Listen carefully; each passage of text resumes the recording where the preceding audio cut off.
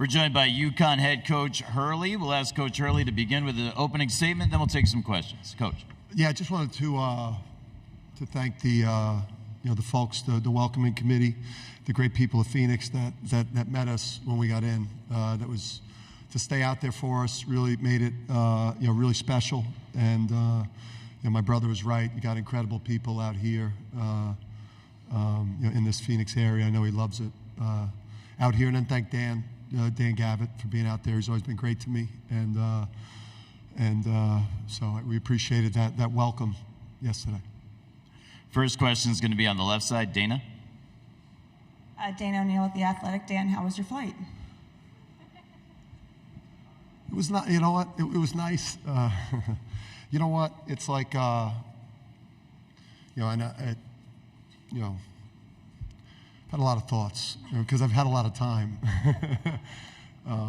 to think just in a stationary situation. But, it's like, I think what goes through your mind once you're done, kind of complaining and cursing and muttering and trying to, you just start saying to yourself, like you don't really deserve to show entitlement. It's such an honor to get a chance to, and a once-in-a-lifetime experience to go play in a Final Four, coach in a Final Four, that, it just, once kind of that edge wore off, you start, lucky to be here. We're lucky to get an opportunity to come play in the Final Four. And then who doesn't deal with problems with the airlines? I mean, people deal with it during the holidays, and it's just, it's something that you just got to get through, but it sucked. Up front and center. Dan Damamori from The Current. I know you alluded to it, I think, during the week somewhere, but can you give us your take on what you've seen from the women's team, if you've been able to watch them the other night, and what they've been able to do with what they've been up against? Yeah, just to see it in the building, because you walk by the training room, and they got like a top 5 team in the country that's hurt. They're not playing, so it's it's why Gino's one of the best coaches of his generation, and obviously the Paige and their crew. It's special, and to do it with everything that they've dealt with the last 2 years, it's just it's incredible. I mean, it just speaks to the level of Gino and his staff and UConn women's basketball, and why they've been the premier program in the country. Coach, we'll go to the center of the room. Jeff? Dan, you look terrific for somebody that didn't get any sleep. Terrific. Yeah. Well, I got 2 on the plane, okay, and then I got another 2 at the hotel. Wow, you look good. Caffeine, that's why God made caffeine.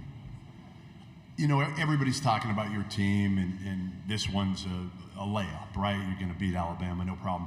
You've said you kind of make up some stuff to motivate your team. What have you made up so far to motivate your group so far? Yeah, I don't think at this point, with what Alabama's shown in terms of what they're capable of, to beat a number 1 seed in North Carolina, and just with how good their offense is. I mean, it's it'll be the best offense that we've guarded, this year.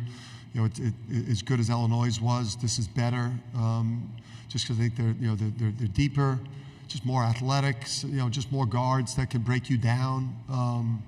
And then look at we've lost 3 games. I mean, we got crushed at Creighton, and at Seton Hall we got our butt kicked too. So if we're not on our identity, like we're vulnerable like everybody else. But again, if we play elite offense, elite defense, and beat you on the backboard, we're tough to beat. Left side, just to the right of the aisle. Hey Dan, Dave Borges, Hearst, Connecticut Media. In the past, you've said you've preferred not to, for instance, play against your brother at Arizona State or former team like URI or guys you know well. Does Nate fall into that purview? In a perfect world, you wouldn't have to go up against a good friend like that, or? Yeah, I mean, he definitely fits into the category. I would say would rather not play Bob or Nate or anyone that you're close to, maybe in the first round of the tournament or maybe in Elite 8 game. But, this one, I think I'm excited to to compete against a friend in, in such a, big spot. This is like the Final Four. I think kind of changes it a little bit for me because, we've both done something incredible with the season, and then, somebody that I really care about is going to play for a national championship, preferably me. But I also care about Nate too, to a much lesser degree. Same area of the room, Chris. Chris Budden with ESPN. When you look at the people that have won back-to-back, Billy Donovan said he reached out to Bill Belichick.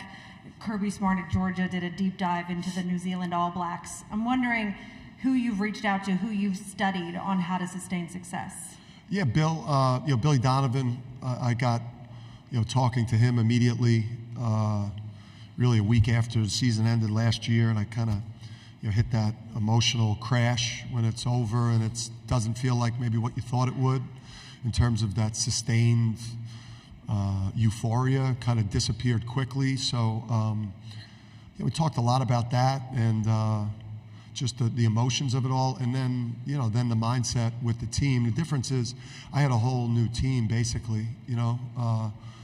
Coach K and Billy Donovan, the last two coaches to do it, they returned pretty much intact an entire dominant team, and we've done this while losing five of our top 7 or whatever it was scorers, and only taking one in the portal. So doing it through player development and doing it through trusting freshmen and strategic portal.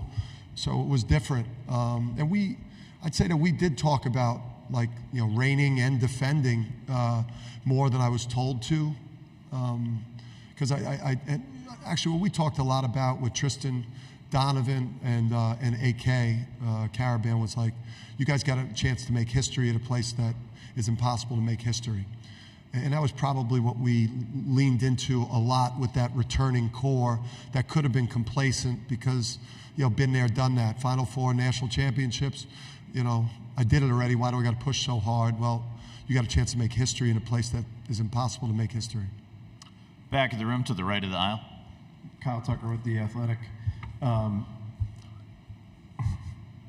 Sorry, Kyle. No, you're good. In a Final Four that's got a bunch of really unique big guys, what makes your guy special? Yeah, I just think his impact all over the court, because he moves so well and he's got such great mobility, Donovan, and he's got the motor and the feel. He could really pass, so we can move him around offensively in terms of 5 out or passing out of the post if he commands a double team. He's devastating in the ball screen game because he puts so much pressure on the rim as a roller, changes the gravity of the court that way. And then obviously, running the court in transition, the threes that he creates in the driving lanes because of his presence is a game changer. And then the defensive end is where he's at his best. He could get up in ball screen defense and slow a guard's momentum down, but still deal with the roller, which is going to be critical tomorrow. So just when you're 7'2", 260 and move like that, that's why he, not bad for honorable mention, all Big East. Back of the room on the left, Fanta. Dan, John Fanta, Fox Sports. You have talked at times about some of your the things that you do to distract yourself in key moments, such as yoga. You took up painting at one time, mental exercises that are therapeutic. When you were stationary for 7 hours, what did you do to pass the time last night? Yeah, I ruminated a lot. I spiraled, and then I had my head in my hands a lot. I know Andrea storied that pose yesterday. Because the toughest part, we got a chance to go home, which was nice. So we sent the guys back to campus, because then we were going to leave at 11:30. But then that it was a real mindful exercise from 11:30 to 1:45 on the tarmac. It was therapeutic to watch the de-icing out the window. That was probably the best part of it, John. We'll go up front, Coach. Michelle Gardner, Arizona Public Coach. You last year beat people badly in the playoffs. This year you're beating people worse than you did last year. What's enabled you guys to just sustain that level of play and literally not have any close games? just to have a special group of players that have that combination of talent and humility and a willingness to not make it about themselves, a commitment to both ends of the court, doing what's in the best interest of the team, and then making the hustle and the effort plays on the backboard, that way, preparing the right way, just from a coaching staff standpoint, from a player standpoint, just getting the absolute perfect group of people around you. This tournament's the hardest thing to do. I mean, you could see it. The programs, with the most best resources, biggest brands have a hard time getting here because of the changes in the game recently. So we've made an incredibly hard tournament to advance in, look easy, and probably a lot easier than it really is. Coach, I need your ice. Pay no attention to what's happening at this time. We're going to go to Matt and then Dan. Matt Norlander, CBS Sports. As you watch the de-icing solution kind of wash over the plane, I do have a genuine question for you, knowing how you are wired, Dan. Your players landed at about 6:15 body clock time, East Coast time. What adjustments have you made, if any, to get them? Dan, you paying attention? Yes, I'm listening. We're also de-icing. You know what? Yeah, exactly. I can wait? No, I'm listening. Okay. I got you. I'm following you. What adjustments have you made when it comes to prep? Obviously, they have no media availability here today, but you care a lot about the details and all that, so I'm wondering what adjustments I know you're very keen into to prep for Saturday night's tip. Yeah, we push things back a little bit, maybe like an hour and 15 today. The guys were able to sleep in a little bit. We did our same routine, though. We did our video at the hotel, and we knew we only had an hour and a half on the court, so it was important to take advantage of shooting and get a little bit of live play so we could just get adjusted to much bigger setting. And so I think we obviously took a little bit off the practice plan, and just make sure that we do a little bit less tonight, let these guys get their rest. Listen, these guys were getting in a van, driving 14 hours to the Peach Jam and playing 2 hours later, so there's no excuses. I mean, shit, I was driving a mini cheese bus to prep school games not too long ago. So, we're in the Final Four here, man, with a chance to advance, to repeat as national champions and make history. We're way past that shit. Dan. Yeah, Dan Wolken, USA Today. Nate was in here earlier and basically said that getting to know the Hurleys and especially your dad sort of made him realize that if he never advanced beyond becoming a high school coach, that was okay. What was it about him that the Hurleys liked and that you guys sort of vibed with? Yeah, it's like he was running a college program in high school, just like my dad. If you went and watched St. Anthony, just the way the program functioned, from the pregame meal that my dad was literally cooking on his own, to game day shoot-arounds, to film sessions. Like, the quality of what my dad was doing at the high school level was the quality of what the top programs in college were doing, obviously based on the resources available, right? So that was the thing I noticed about Nate when we recruited EC, was like, this guy's wired different, number one.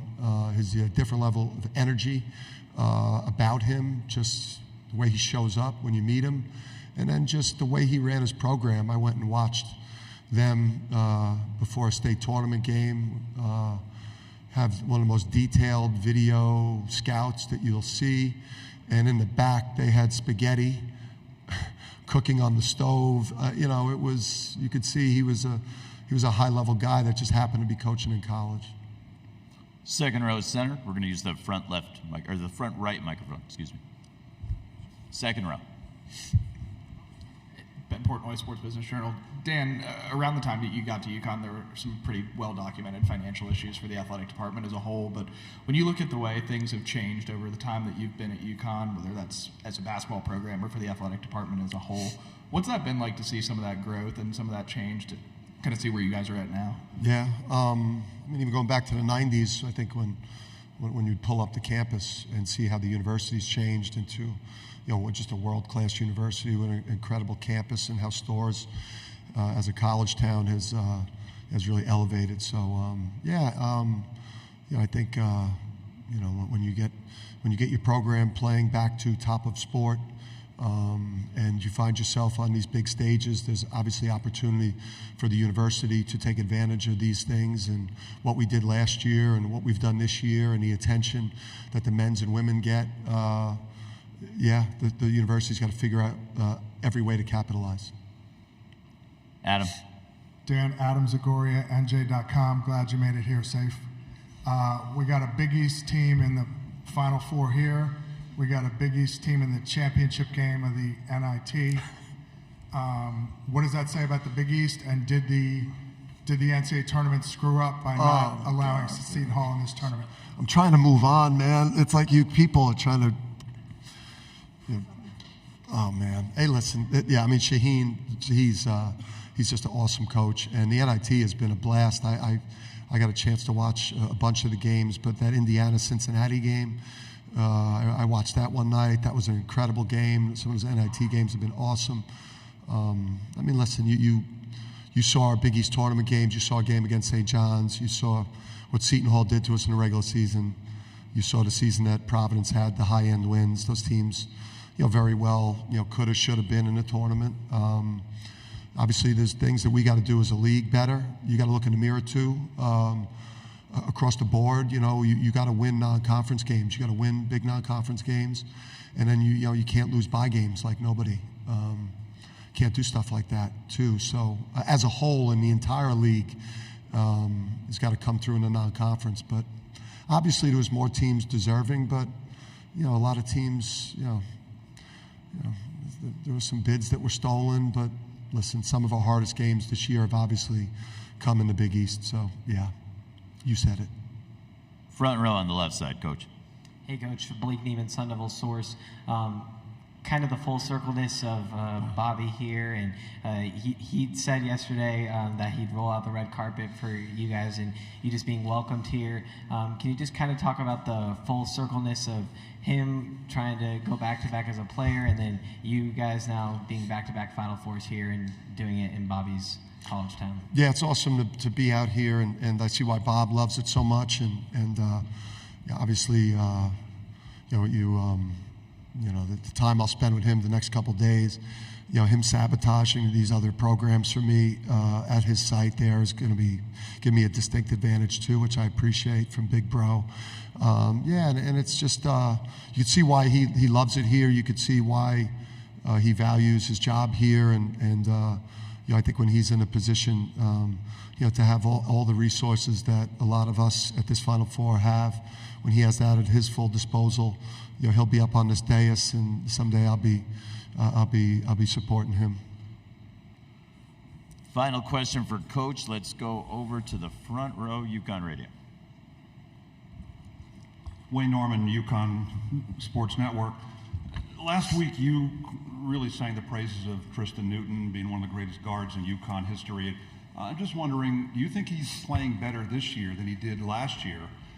Because he knows the plays better, he knows where the open man's going to be. Do you feel he's made a big step from last year when he was great to this year? Yeah, he's made a big step, a lot more on his shoulders from a leadership standpoint. Adama, Andre Jackson's like one of the great leaders all time in sports. Adama, by example, led like few men, could lead. That guy, Hawk was quietly, a tough guy with obviously game-changing abilities. Joey California, Naheem Aline, they were like older men who were great rotation pieces. So, Tristan lost so much of his wingmen and had to assume so much responsibility and be, last year he was a fourth starter, fifth starter to now the driving force, behind this team. So it's just, with the guys that chose to come back, like Donovan, who could have been a top 20 pick, but came back, and now it looks like that bet on himself and us is going to pay off